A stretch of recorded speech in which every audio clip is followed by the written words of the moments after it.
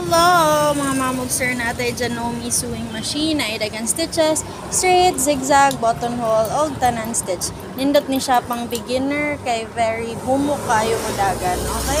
So try na to atong straight sew. Ay, wow, straight sew. Pero gaya na ni guys kung gusto nyo mudagan. Karon lang kayo wala sa good siya practice. So nindot ni inyong practicean kay nakasugod jud mo sa iyahang normal nga pagtahi. Okay, so mga ni atong straight sew man no.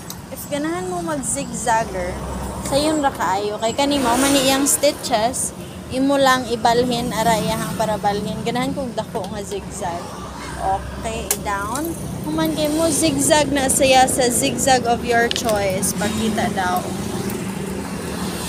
Oh, zigzag of your choice. Okay.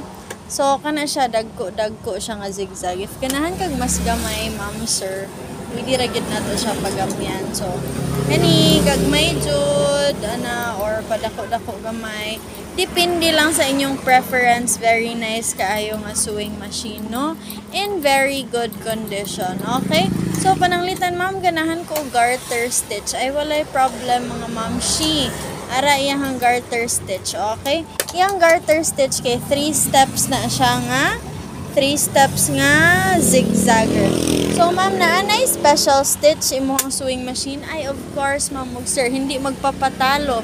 So kani siya mo ni iyang special stitch nga setting. So ana lang. Walat lang ka makuman. Na ay 4-5 pinaka-less ma'am. Ano siya, di ba? Nindot iyahang tahi. Nindot ni pang gift sa inyong mama, sa inyong auntie, sa inyong ate,